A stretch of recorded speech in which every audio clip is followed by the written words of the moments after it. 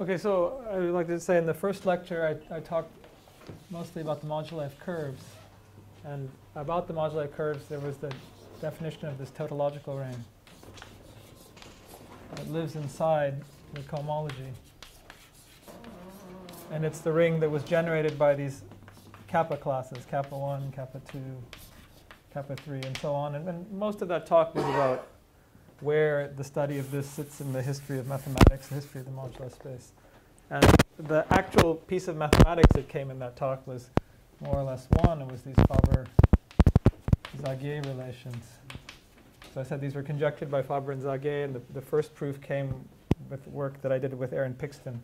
But I don't review the relations here, but the part that I wanted just to say here is that there is this character, this hypergeometric series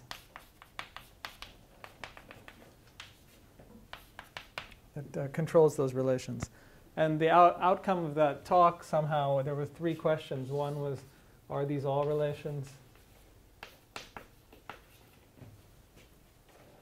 This is open. What? I remember this is open. Yes, it's open, yes. All relations.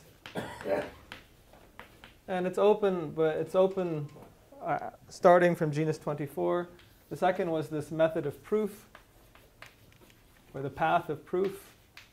And this leads to the discussion of cohomological field theories, which I will talk about today. And the third direction, which I might get to the end of the lecture today, is what about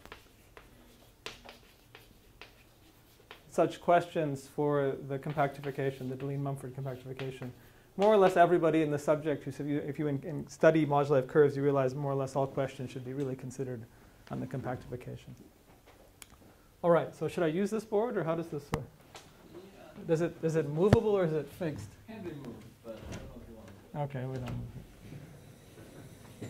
All right, so the idea of this cohomological field theory, I said a little bit about this last time, but it was, so I'm going to start now talking about CoFTs, and this will start with the, so this is really beginning, one can start really at the beginning of this lecture series again with CoFTs. And this was an idea I explained that its first can be found in this original paper of Kontsevich-Manin. This is around 1990 on the beginnings of Gromov-Witten theory. And it was an algebraic structure in which they wanted to place the invariants that came from Gromov-Witten theory. The point of my lectures here is not about Gromov-Witten theory. That's a big development. But I would like to rather talk about the cohomological field theory about it. So I tried to make this an analogy about this is somehow the place where all these theories live. So this was a useful construction in thinking about the axioms of Gromov-Witten theory. But I would not say that cohomological field theories are really studied for themselves. That idea came starting around 2000, and this was Sasha Givental. And he saw some structure about cohomological field theories and how to transform them. Explicitly, there's a certain group action which transforms cohomological field theories, and this is actually what I want to explain today. And even this led to some conjectures. And in my mind, somehow the first really kind of cool result that's very useful, non-trivial, interesting is around 2010. And this was conjectured by Sasha, and this was proved by Givental-Teleman. And together, these last two things are now more or less called this Givental-Teleman classification. Not of all cohomological field theories, but of what's called semisimple CoFTs. So it's my goal today to somehow give some discussion of these ideas. So it's kind of pretty theory.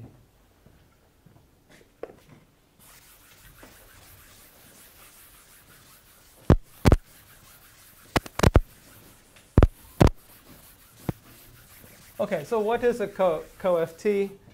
And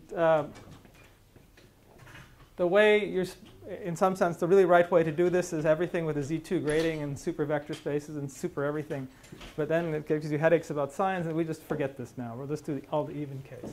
We start with a vector space V. So the basic data we start with is this triple where V is a finite dimensional vector space.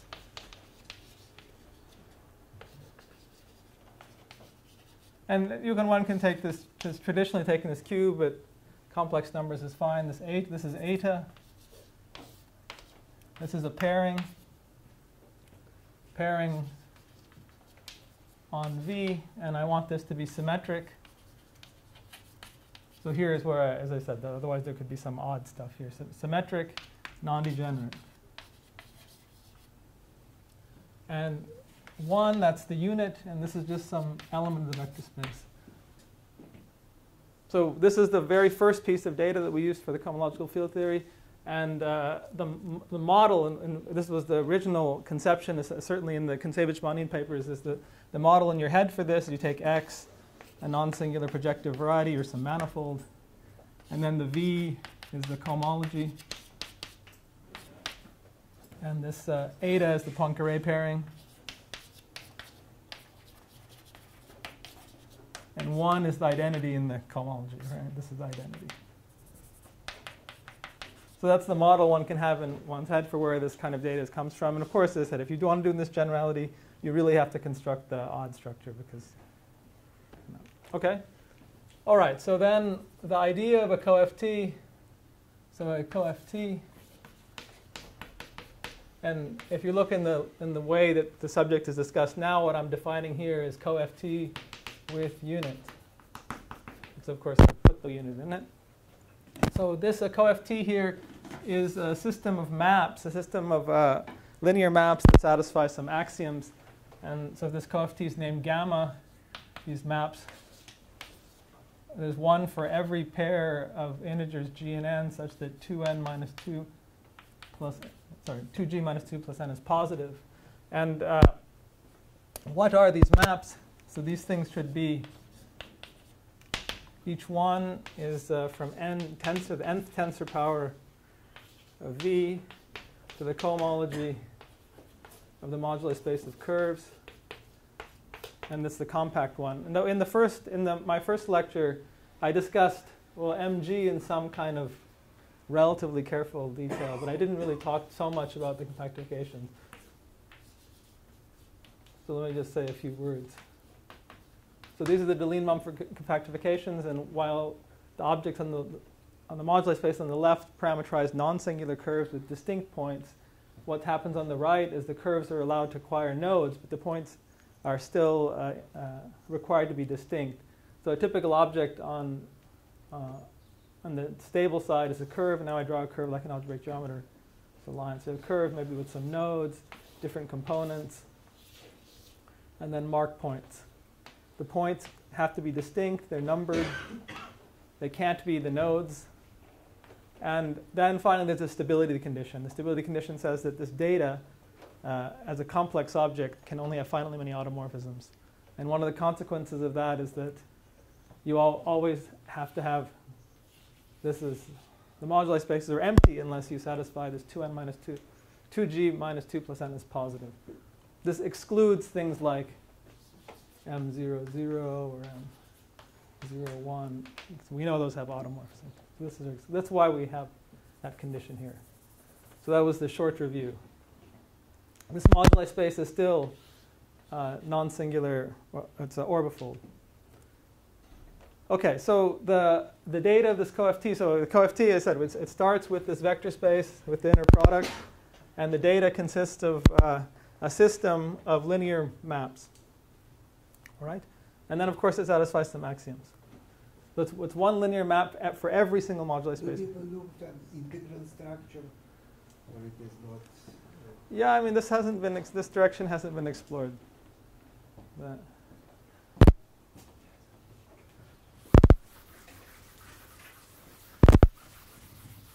I suppose one could try to do that. Right? All right, so now the axioms. The axioms are 3 axioms. The first one is the symmetry axiom. And I repeat, just in case you ever want to use this, is that if you have a space with some odd cohomology, and the symmetry is, of course, it has to be some Z2 symmetry. The symmetry says that, look, the symmetry is about the group Sn. And I have Sn action on the tensor product, and I also have an Sn action on this space. this is a geometric property of this space, is that if I take any configuration, of course, I can relabel the points, and that this actually gives me an SN action on the whole space. And the symmetry says these actions intertwine, meaning that if I take some permutation here, so there's a map here, and I can take a permutation of the inputs, and that's equal after a permutation of this target space. All right, so this is a symmetry. Is that, say, you could just say this SN invariant, but this you have to say what that means, because SN acting here, and XN acting here, and it's SN invariant. Okay, so the second is that this is the splitting axiom. This is the splitting axiom. This is usually the one that has the most teeth. If you're trying to construct a theory, it's the one that in some sense has the most geometric content. And there's two styles of this. This is the splitting axiom. The first part of the splitting axiom was because there's two types of gluing maps. So they correspond, the splitting axiom, so this corresponds to this boundary maps or gluing maps. Gluing maps. Sometimes these are called boundary maps. And so the first type is if I take the genus down by 1 and I add 2 extra points, then I have a morphism to MGN. And this morphism looks like this, that if I have, say I have genus 2, and here's my 2 extra points. So maybe I put them by. And then I have my internal points up to n. And this morphism on the level of points takes a moduli point like this, and it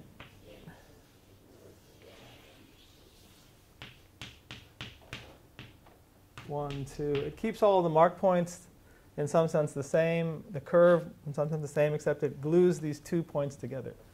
So you create a nodal curve out of a smooth curve.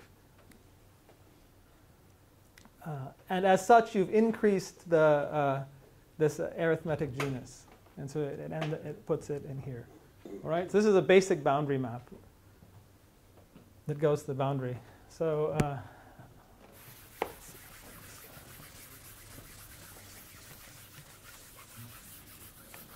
I mean, I've defined this map using the fact that, as I said, every point in this modular space has a name. So I use the names to define this map.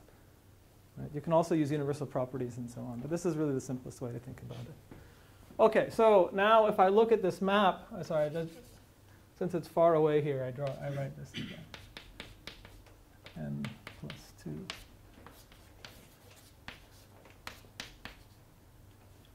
So now I look at the data of my CoFT, these linear maps. If I pick vectors v1 to vn, then I obtain an element in the cohomology on the right side. All right? And I can move this cohomology element to the left side by taking the pullback. So here, it starts out here, then I can move it over here.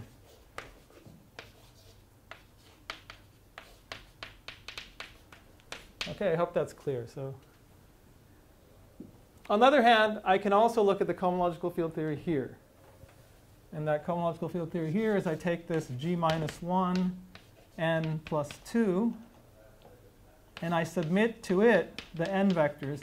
But then I get confused because if I want to have this equality, of course, this one needs to eat 2 more people, and we have it here. So how are we going to do this? So that's the diagonal class. So if I look at the model, so what do I put here to make? So the axiom is going to be this is equality, but of course I have to tell you what to put here. And there's a canonical 2 tensor to put that comes from the metric. So this should be familiar. So if you hear here, if this is the original linear algebraic data, we know in the model when I said this is the cohomology of variety or manifold, and that's a Poincare pairing, and that's the identity, that there's a 2 tensor in the cohomology of a manifold in V. And the tensor product, there's a 2 tensor that comes from the class of the diagonal. That's the class of the diagonal gives me a canonical class here. You can construct. At the inverse. Yes, exactly. So you can just put here eta in. So it's the sum. It's the class of the diagonal. So we could say if you pick a basis, it's the sum of EI, EJ, and that's the inverse. Okay. So the formal, yeah, so that's the, are you happy with that? So if I pick a, this is the class, if I pick a basis, if I have a basis EI is a basis of V, then this canonical 2 vector is EI tensor EJ A to IJ sum over IJ, where that's the inverse of the matrix that comes from the inner product. And as I said, you can either you know this is an invariant, or you can check it by hand, or you can recall that it's the class of the diagonal and it's a Poincare dual of the diagonal here. There's 3 ways to see it, but anyway, it's a canonical element. Okay, so then that tells us how to put this in, and here we have this sum ij, and the first axiom, the first part of the splitting axiom is this should be equality. Right, that's the axiom. It's a compatibility. It's a compatibility of the these linear maps with the geometry of the boundary. That's what we're asking for. Okay, that's the first one. The second one, of course, is the same. I'm going to erase, well, I want to leave this on the board. I'm going to erase this. It's not great board technique, but all right, I can do it over here. You should never erase what you've just written. That's the word. The second half of this, the second type of splitting axiom is just the same, except I look at the other kind of splitting. This was what in algebraic geometry we would call the irreducible divisor, because these are nodal curves, but when I normalize them, they stay irreducible. There's also boundary divisors with nodes that when I normalize them, they split. And those look like this. mg1 n1 plus 1 cross mg2 n2 plus 1. And this is maybe called R, mgn, where g1 plus g2 equals g, and n1 plus n2 equals n. And here I take 2 curves of smaller genus, and I attach them at the extra point. And otherwise, it's the same. So then for the compatibility axiom, I asked for the pullback of gamma Rn, and I fill all these with V's, and this should equal. This is the only slight difference is here now we have 2 objects. There's the map on one side, G1 n1 plus 1, and the map on the other side, G2 n2 plus 1. And I take the tensor product of the cohomology classes, because there's a cohomology class here and a cohomology class here, and you get the tensor product of the cohomology class here. So this equality makes sense. And again, I put the original V's in their places, and then I have 2 more entries, and then this is the same EI, EJ, A to IJ. All right, so it's actually just it's the same if one thinks about it. All right, so that's the 2 splitting axioms. Are there questions about this?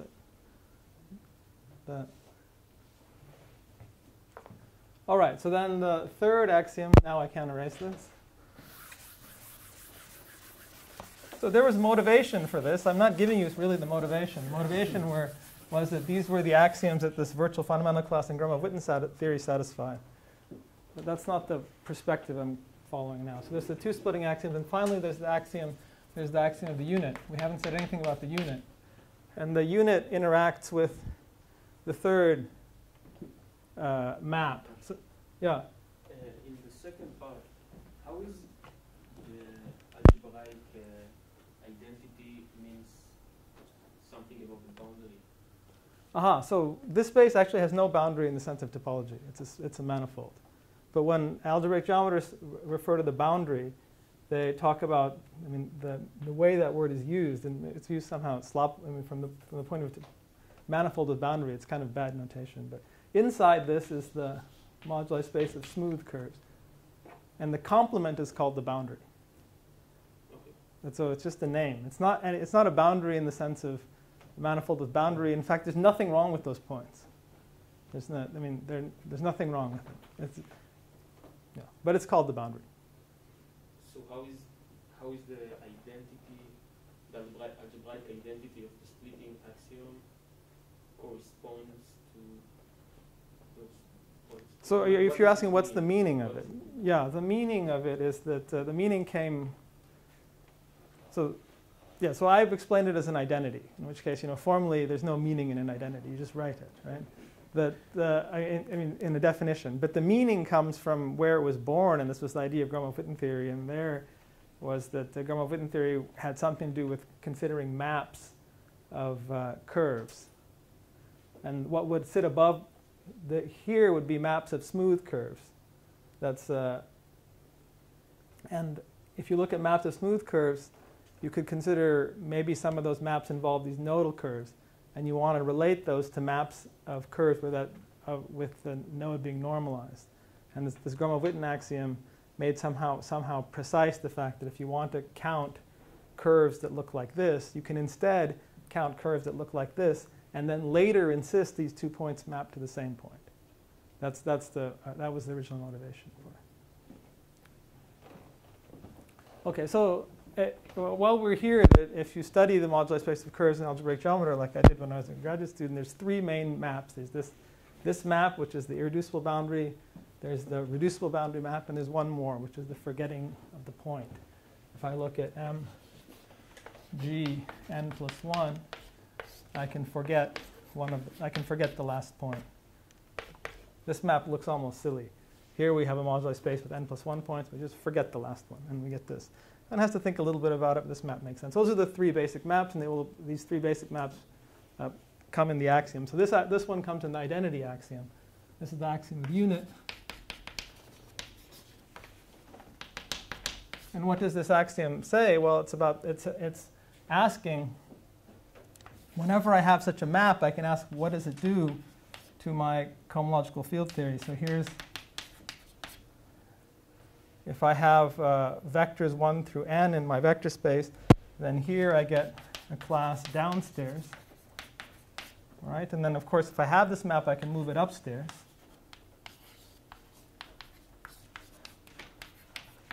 And then the axiom says that this, well, all of these axioms look like, well, this should be something with one more point. But then again, I have to feed it something. There's one more point, and of course I feed it the unit. All right? So that's the axiom. And this axiom has a very important special case, which is what happens in this diagram when I have M03 here. Then I'm not actually allowed. I'm not allowed to put M02 because it's unstable. So the axiom has a special clause to handle this case. So this is the axiom in general, but there's one more case, which is what happens if on this side I have 0, 3, V1, V2, 1. So that's the right-hand side that I somehow am not allowed to consider because I'm not allowed to forget that point. And so what the axiom has a special clause for this. So I write it like this. And to say what that special clause is, first is to note that this is a number. And why is that a number? So normally, all of these things takes values in the cohomology. But this one takes values in a very special cohomology. That's the cohomology of M03. But this moduli space is a point. So this whole thing is our number, cubed. So this is a number. And the axiom in this case says that that number is just the pairing. That's another way we have numbers. Okay? Do you put any condition on omega 1, 1? No, there's no condition on omega 1. No condition. That, yeah.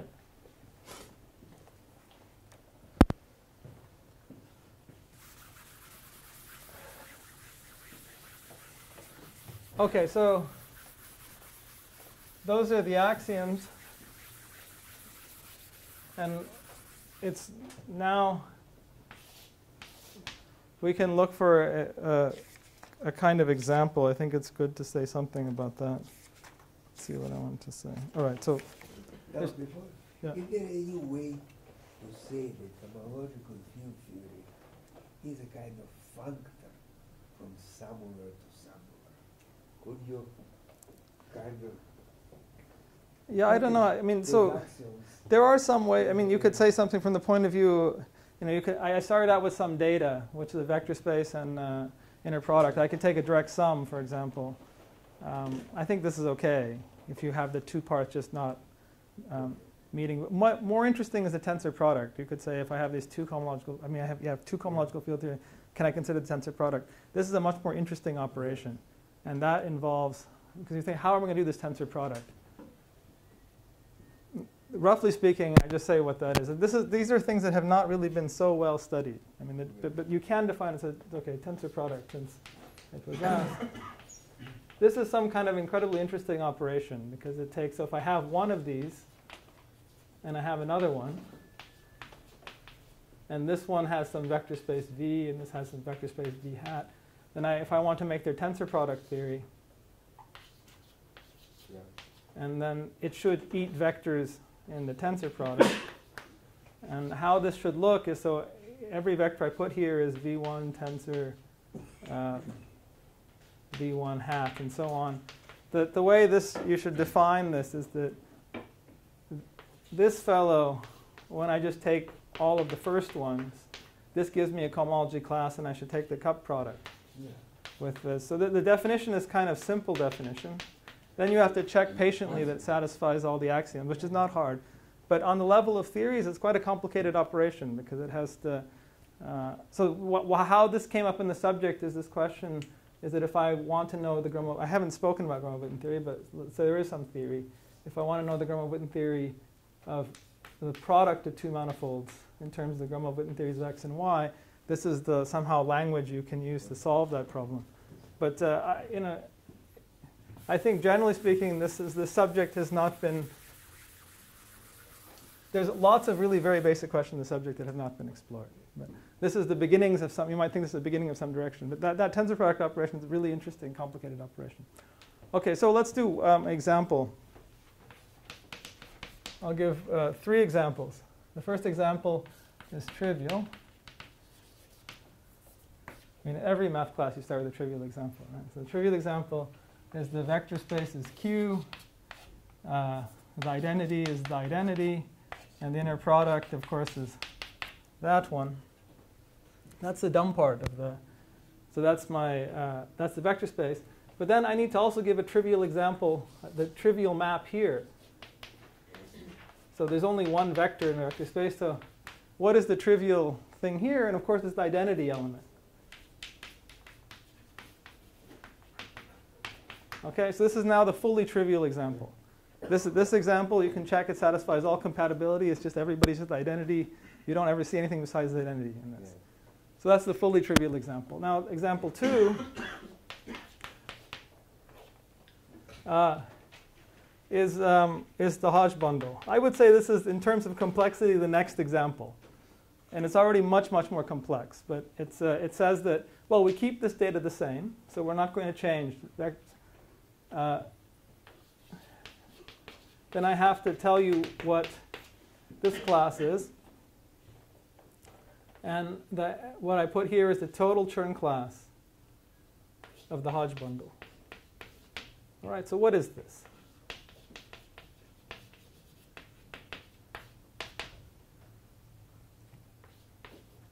Over the moduli space of curves, the points actually don't play a role. But over this moduli space of curves, there's a vector space. There's a bundle. And it's a bundle that more or less anyone who's ever thought of Riemann surfaces has in his or her head, is that if I take an element here, it's a Riemann surface with some points, and the vector space is the space of differential forms. Okay, since you can see the singular curves, also it's cardinalizing bundle. Yes, exactly. That's the When it's singular, this is the relative dualizing sheaf. Yeah, you have.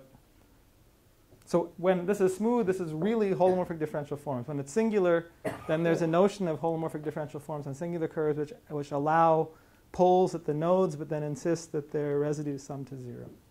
And that bundle, if you study curves, I mean, whether the curve is singular, non-singular, this is always a G-dimensional vector space. And But you don't put condition.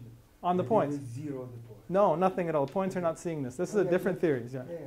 That's right. So this is, and this is a rank G vector bundle, and I can take its total Chern class, which is 1 plus C1 plus C2, and that's legal because no one says no one, in particular me, said that this has to be a homogeneous element here. It's not even clear what that means because it may happen that your cohomological field theory is set up so that we have some degree grading on this vector space and it gives us degree grading here, but it's not part of the axioms, all right?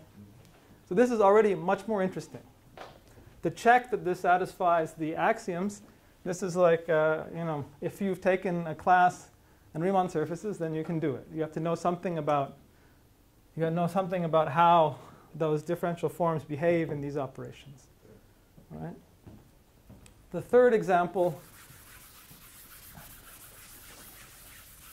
so we'll see that these examples are extremely very connected. In some sense, what this classification result, the classification roughly expresses the bottom example in terms of the top example, which seems amazing because there's nothing in the top example. And the bottom example has the full Chern class, but I'll explain that later. The third example is really the motivating example, at least the motivating example in this Kontsevich-Manin paper, and really the motivating example in the subject for most of its development is Gromov-Witten theory. And so this is a whole line of discussion, which I'm not going to really summarize. I'm not going to go into, but I just maybe say it, that if I take X as a non-singular projective variety, then we have the data of the vector space, then the Poincare pairing and identity class, and then Gromov-Witten theory, this Gromov-Witten cohomological field theory is an interesting thing. It's if you send how it's defined is so this is a definition. So you pick a genus and a number of points, and then you put in some cohomology classes of X. Then I have to define a theory, I have to give you some cohomology class in MGN. And the answer for this, how it's defined, is I have to sum over all curve classes. Because if I'm considering maps to X, there's another discrete invariant, which is the homology class. I have to sum over them all. Many of them are 0. So in fact, it's only over the effective cone, or however you want to formally have to sum over them all. And then what I put here is this Gromov-Witten cycle. This is why this definition, this example here is a little bit silly, because it moves all this Gromov-Witten cycle with this class and these insertions. And then I put another variable. These are usually called the Novikov variables for the curve classes. And this thing is in the cohomology. If you view this cohomology as extended by these Novikov variables. But that's a cycle. And what is the meaning of the cycle? The meaning of the cycle is here's X. And these V's are cohomology classes, so I can write their Poincare duals as cycles. And if I fix the beta, what this cycle on the moduli space is, it's those curves that arise as Riemann surfaces that live in X or map to X. So that's the Riemann surface. Such that they meet all of these cycles that are Poincare dual to the V's at the corresponding point. So you look at this problem, my algebraic variety and these cycles is giving me some locus in the modular space of curves, all the curves that fit this profile. And this Gromov-Witten cycle is that class. I mean, to actually define this formally correctly takes a lot of machinery. In particular, it could be wrong dimensions and all this about virtual fundamental classes. We just forget all of that now. That's the motivation. In fact, when Kontsevich-Manin wrote this, all that theory hadn't been developed yet, so it's okay. And so that is the actual motivating definition. It's an extremely rich area. I mean, it provides lots of examples. And in some sense, the axioms of the CoFT are just exactly the axioms of this virtual fundamental class that were written at the beginning of the subject. And to prove them is actually pretty technical discussion. So those are 3 examples.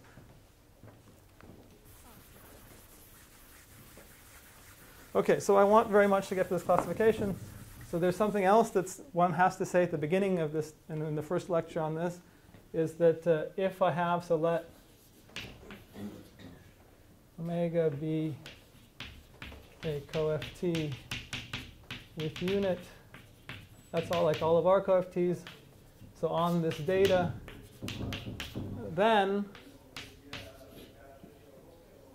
we get, meaning the CoFT canonically gives us a quantum product. So this is a star product. This is usually called the quantum product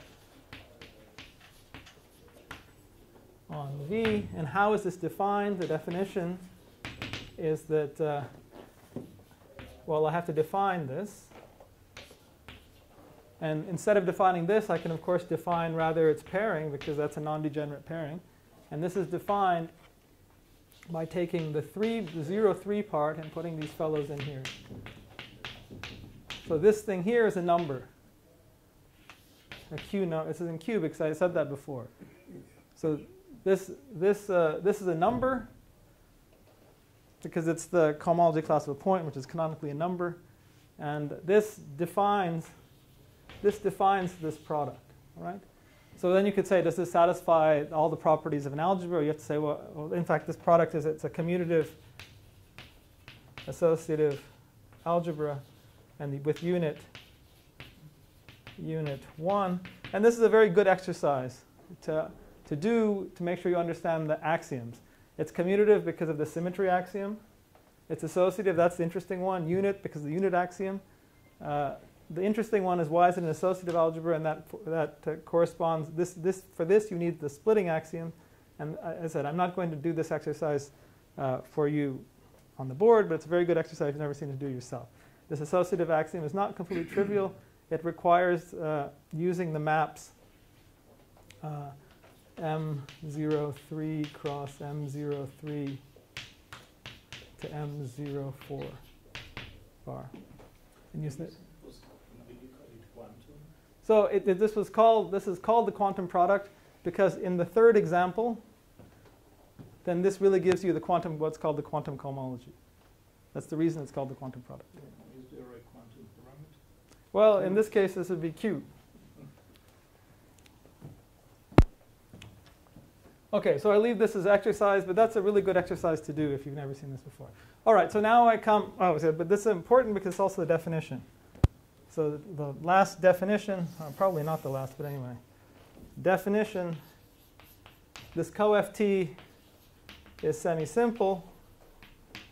Semisimple.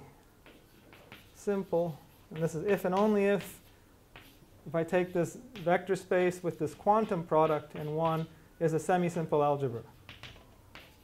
And here, usually we allow ourselves to maybe go to the algebraic closure.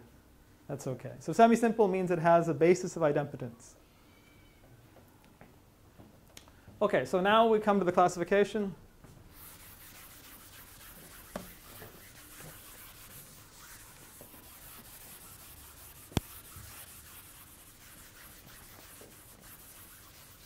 So there's many things to say here, but I want to get to the end of this classification as well before the lecture is over, so we go to the classification. And the main idea in this classification is this notion of this group action. Group action on CoFTs. So this is sometimes called Givental group action. And the idea here is that we fix the data, the original data of this vector space inner product. This is fixed. This is not going to change. Fixed. And then you can look at this some kind of world. This is CoFTs on this data with this underlying data. And there's some kind of all possible CoFTs in this data. And the idea of this this Givental group action is that, well, so there's some group, which I explained to you. Second, it's going to act on these CoFTs. This is a very, very nice idea. So actually, this whole world of CoFTs with this fixed underlying data. So I'm not going to change this. So I'm not going to keep saying that. That whole world has this group action, and you can consider these orbits. And this class, and of course, one can consider all orbits. But what this Givental-Teleman classification result is about one orbit, which is a semisimple orbit. And it says, first of all,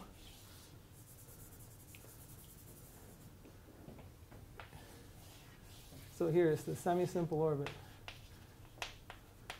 In fact, the semisimples are all one orbit. So that's one statement. And the second, it tells you a particular person in this orbit, a very simple one. Right? And I will say what that is. So here, let omega be a semisimple CoFT. Actually, for this definition, you don't need semisimple. Let be a CoFT. And I'm going to make another CoFT for you from omega, and this is usually called lowercase omega. And this is called, then we define this as called the topological part of omega. It's this little omega is canonically associated to big omega. What kind of thing is little omega? It's a CoFT also. This is also, sorry, this is a CoFT on the same data. And it's the name of it is called the topological part. And it's defined to be, it's an incredibly simple definition. I have to tell you what happens when it eats these vectors. Yes. Now, we already know what this fellow does when it eats the vectors. It gives a cohomology class. But this cohomology class, as I said, also in the examples, can have can have components in every grading. And what the topological part does is I take just the degree 0 part. So I take the degree 0 part now in here, okay? But probably you have to put bar. Oh, bar, yeah, sorry. Yeah. So it's the class of the identity. So this is a very simple operation. You take a very complicated CoFT and just throw away all the data that lives in actually further down in the cohomology. I just only remember the multiple identity. So for example is when I took this Hodge CoFT, if I take its topological part, what do I get? This is actually what I called the trivial one, because the Hodge CoFT was a total Chern class of the Hodge bundle, and it starts with 1. So as I throw away, this is a really dramatic throwing away of data. So, but the part I have not thrown away is the quantum product, because the quantum product depended only on this. And in this case is one where there was nothing to throw. I kept all the data. I didn't throw anything away. So in fact, if your original theory is semisimple, then the topological part is still semisimple, because I've only affected the higher genus thing. So the kind of pictorial content of this Givental-Teleman classification is that in the so first of all, all semisimple CoFTs live in one orbit. And there's a canonical point in this orbit. I mean, if I have a semisimple, that's not the right way to say it. If I have a CoFT that's semisimple, then I know a point in this orbit, which is this topological part, and then there's omega, and this classification says that there exists this group action that takes the topological part of the full part. So it's actually kind of useful because you have this CoFT. Very often the topological part is much more accessible. Like in this example, it's trivial. And then this classification says that if you want to get the whole thing, then you have to just find this group element, which may be hard, may be easy, but it really concentrates the entire problem on finding this group. So, and also it's a very interesting thing. So now I want to explain what this group action is. Why is it called topological? Because, yeah, so there's some theory, I mean, there's some kind of history in the subject of the names. The topological part is because it doesn't really depend on the complex structure of the curve. The complex structure is this varying complex structure. The topological part, the word topology here means that you're defining some object that has to do with, that doesn't depend on the complex structure. It only depends on topological field theory. It's topological field theory, exactly. That.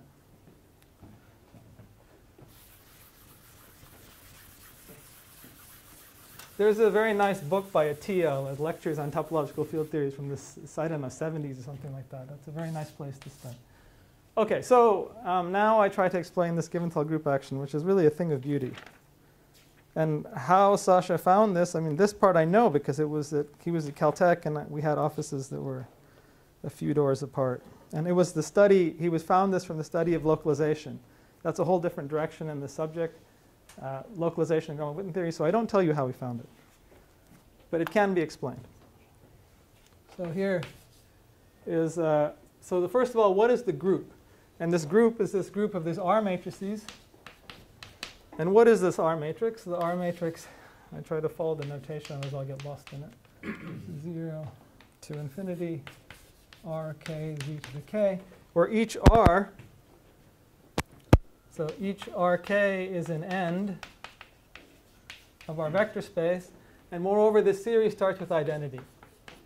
Identity plus R1, Z, R2, Z squared, so this, it's a, no, it's not. In fact, it's not a solution, and there's a confusion about this. It has some other property. Yeah. So I mean, the term R matrices is used in the quantum groups. This is not exactly that. All right, but this is Sasha's terminology, and the subject hasn't been able to shake it now after all these years.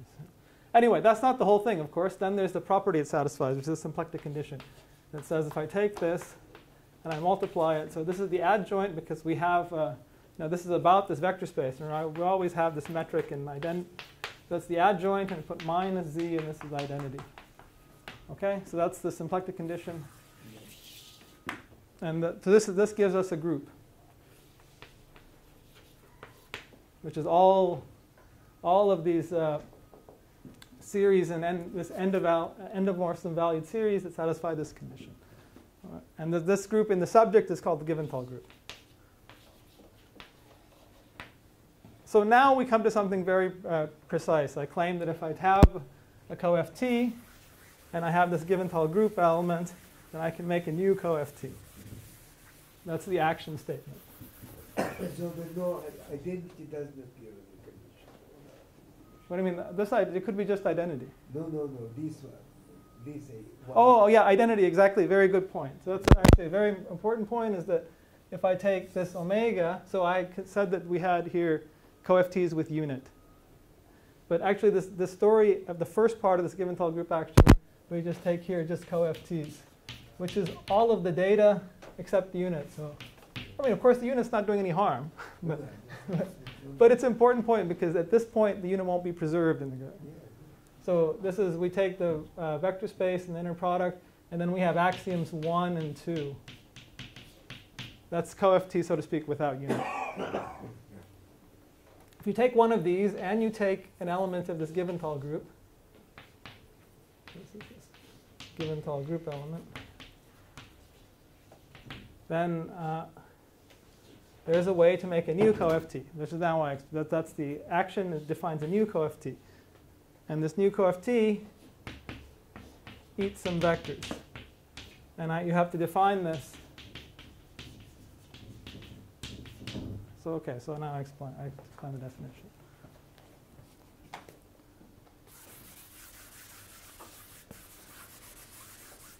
So if I write the formula for this definition, you have to think like, how could I possibly make a definition about this? I mean, how can I write a formula? In some sense, for this definition, I have to write a formula. This is supposed to be similar, so I have to, or Sasha has to write a formula. Write a formula. But how are we going to write a formula? Because we don't know anything about this cohomology. And so the first thing, so this comes to what we ended the talk with last time, is the formula is going to come. Formula is going to be a sum over graphs.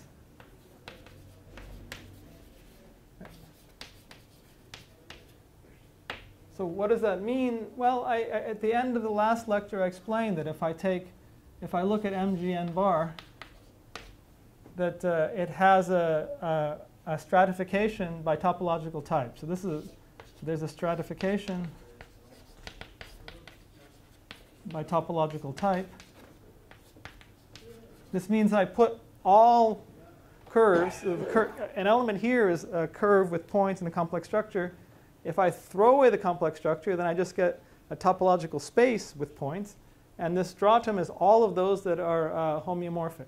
So in particular, and this is indexed by graphs. In particular, this is indexed by the dual graph. Indexed by the dual graph. So in particular the generic stratum, the dual graph, you put a vertex where you have a component, and you put a genus, tells you how big that genus is, and then you put all these legs. This is the generic. The generic stratum, which is the curves, smooth curves, it corresponds to this graph. The divisor, like for example, this divisor m g n minus 1, 2, this thing inside m g bar, this corresponds to the graph where I put g minus 1 here, and I put a self edge. That's for the node. Right? So there's a set of all of these graphs. This was on the slide. Maybe we can discuss it again next time. This is the set of all stable graphs. So this is indexed by stable graphs. And there's only finitely many of them, because there's many ways to see there's finitely many of them, because these are graphs with stability conditions, or we could say they're only finitely many strata. There's only finitely many of them. So the first thing about this formula is this formula is going to be a sum over all stable graphs. Stable graphs of type Gn. All right, we're aiming here. Every time we get a stable graph, I take this strata is all of the curves with that topological type. I take its closure, and I get an algebraic cycle. Algebraic cycle defines a cohomology class. So I'm going to, in the lecture last time, that was this class, that was this m gamma, that maps to m gn I gamma. So that's the stratum, and it maps. So it's going to be a sum, and always in these sums there's going to be automorphism of the graph, and then I'm going to push forward a class from the stratum. And now there's another very nice feature of this formula, is once I have a graph, I have to decide what's the class I'm going to push forward. And how I decide that is, this is formally just it's conceptually important. It doesn't depend on long interactions in the graph. There's going to be a product over all the vertices, and there will be a vertex contribution. Product over the edges, there will be an edge contribution. And a product over the legs. The legs are where the markings are. Legs and a leg contribution. So I'll write these, but the philosophically important point is that it does not depend on some kind of long-distance interaction relationship in the graph. It's just actually local contributions.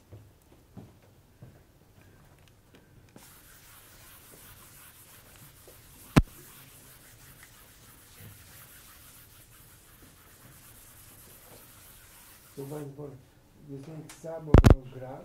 Yes. And then they push. Yeah, this push forward. Because, what? right. So if I take this graph, Yeah. yeah. So let's do it. Maybe it's good to do an example here. So suppose I have this graph, and it has two vertices: genus 1 vertex, genus 2 vertex, and it has maybe 2 mark points. All right. Okay. So this graph corresponds to curves that look like a genus 1 curve here, and this node is that edge. And this is genus 2, and with 1 mark point here. Yeah. And this graph also corresponds to a product of moduli spaces, m g1, and then it's 1 plus 1. That's this 1. Maybe I write it as 1 plus 1, and then mg2, and then this has the marking 2, and then it has 1 more marking. And this moduli space maps to, this is the gluing map we already discussed, mg2. So this thing here is what I'm calling m gamma. It's so if I take this graph, I get a little moduli space at every vertex. If I take the product of them, that's the m gamma. Here, since we had 2 vertices, it's 2. And this is the push forward from that. Yes. What do you push? Yeah, what do we push forward exactly? That's what this factorization of these, what we push forward is given by vertex contributions, edge contributions, and leg contributions. And of course, this r has to appear in that. Yeah. So let's look.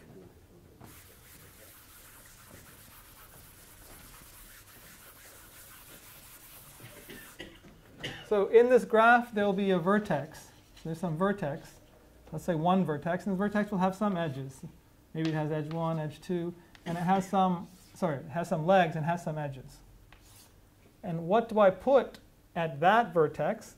Well, and it has a genus. It's the genus of the vertex. Maybe I call it H so we don't get confused.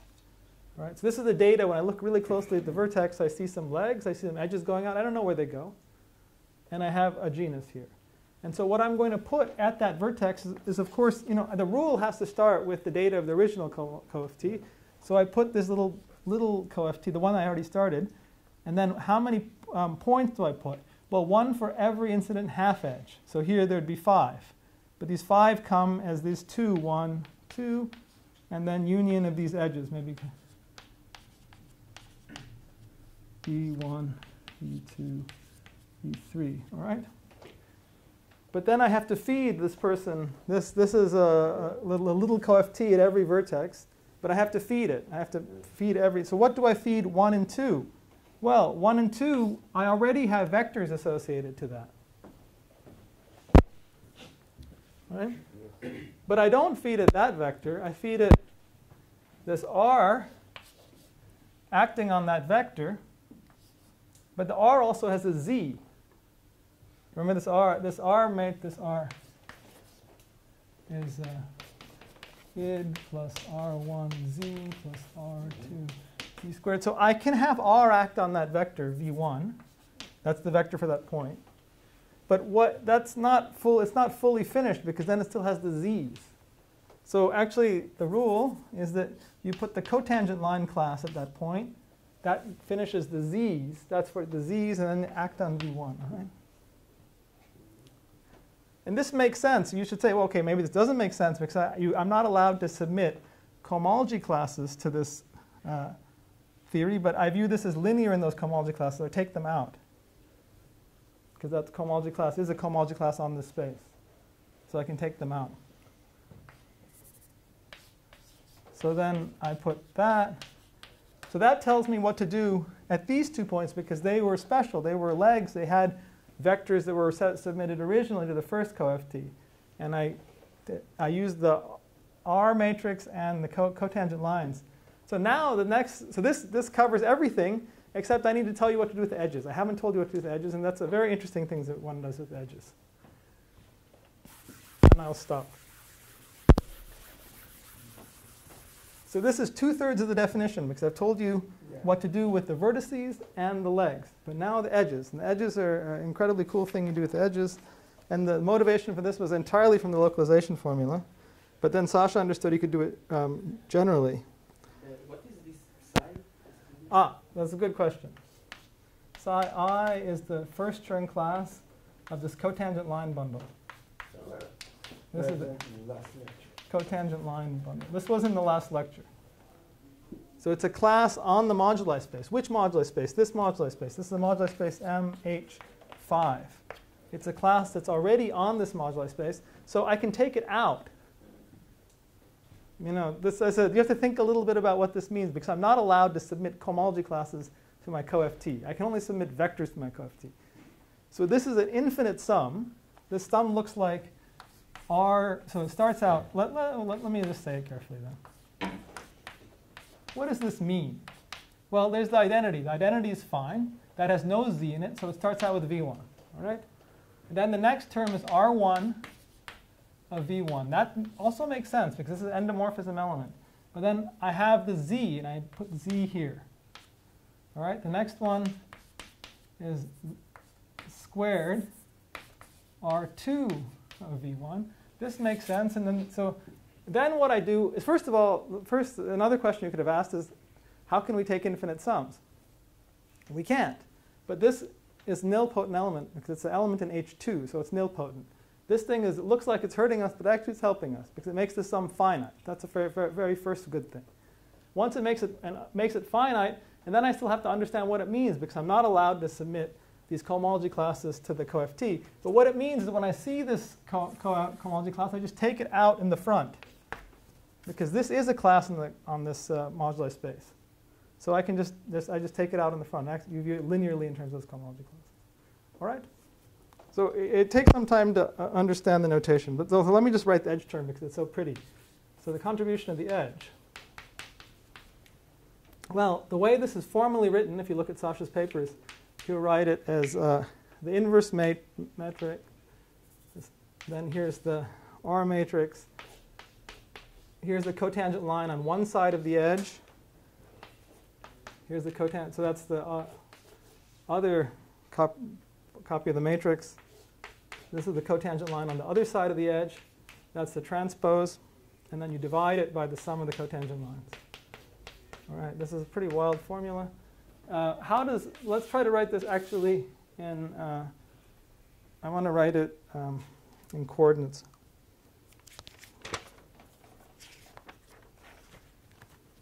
Let's write it in coordinates, and it's a little bit easier. So if I write this R matrix in coordinates, I did this in the morning, so I have to follow my notations. This is an R matrix acting on a basis vector, and I want to write it as mu, mu, mu. So that's the coefficients of the R matrix. Of course, there's Z coefficient. And then the formula that Sasha writes is it's a 2 vector. So I write it as sum over EI. So I write it here. Oh, I hope I wrote it. Oh, here. E mu tensor E mu.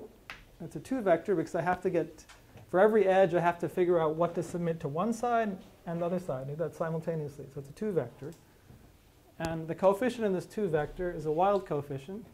It's so now I write the coefficient. This is this eta mu nu, and that's why it's always written like that.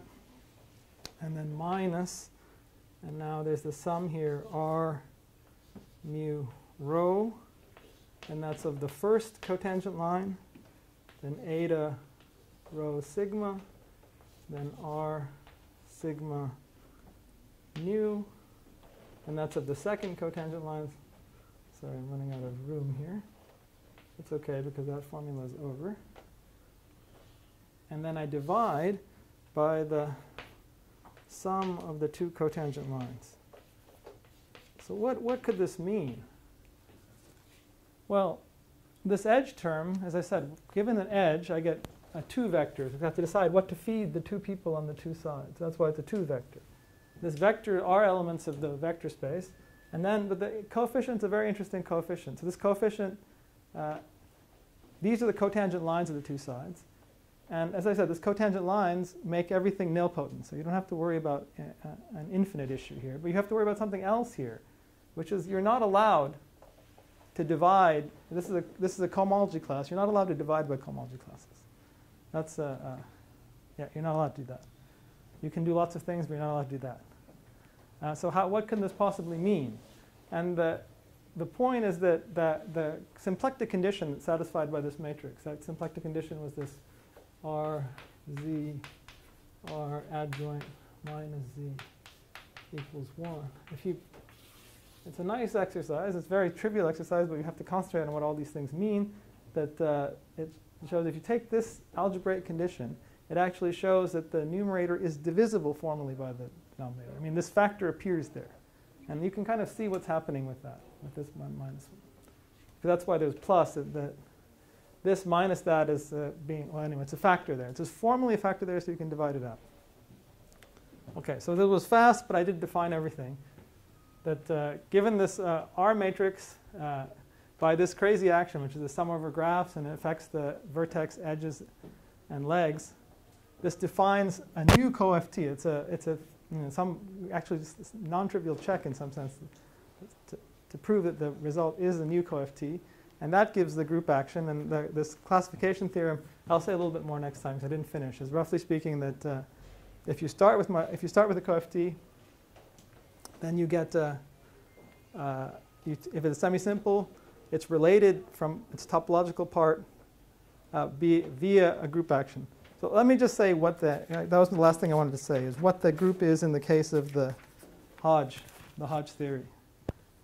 So, because that's kind of pretty. So here, when we take this CoFT with the Hodge bundle, then this says that if you take this trivial one, they're in the same group. And so the question is, what's the group action? It takes the trivial one and gives the Hodge. And this is a very simple answer. This is a one-dimensional thing, so this is really a function. In this case, it's this endomorphism stuff is just a function. What function is it? It's the exponential minus. It's a one-dimensional space. It's one-dimensional function, so it's a function. Yeah, but it's a very interesting function. It's exactly this function. 1 to infinity, and I need a constant for every k. It's only the odd ones that occur, and then it's the Bernoulli numbers. B 2k times 2k minus 1. All right? So you see here, minus, that's only odd powers. So that's the group action, which tells you that this is really stupid, and this is very geometrically interesting, and they're related by this Givental group action in this very complicated way, I said. And then, of course, all the complexity of this Chern character is concentrated in that group element, and that's there. And where these Bernoulli numbers come, I mean, how to prove this is an interesting thing also. I mean, if you can prove this without the classification, meaning this says that this is some theory, and I'm just saying that you get it by this exact formula. And you can prove it that way. It requires some skill. It requires Mumford's growth and decrease on rock calculation, and then various ways to play with the cohomology classes. OK, but that's already not a stupid statement. All right, I stop now.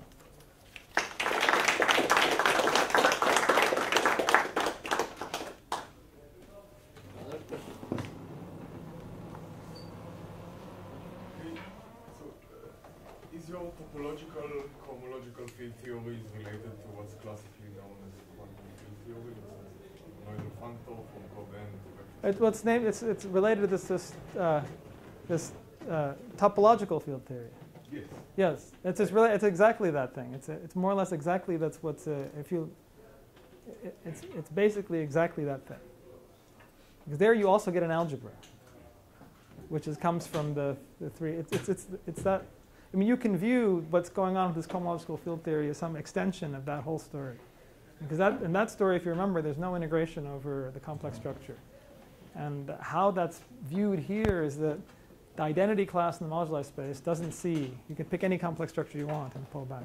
But it is the same. Sounds like if you want to incorporate it in the kind of topological realm, you have to go to string. Yeah. Because string theory includes integration of the moduli space of curves. So in a sense, yeah, this motivation was with topological string theory, which includes the integration of the moduli space. I mean, that's why this theorem is kind of this Givental-Teleman's theorem is kind of interesting. It says that because it's telling you that you can up to this R matrix. It doesn't tell you what the R matrix is, but it somehow concentrates the difference between integrating over the curves and not integrating over the curves. It somehow tells you exactly what the difference in that data is, and it's much less than what you might think. It's just this matrix. The other thing it doesn't do is it doesn't tell you things in the non-semisimple case. Of course, that's it. Are there any further questions? Then let's thank Rahul again. We didn't make it to Ezra this time. Maybe next time.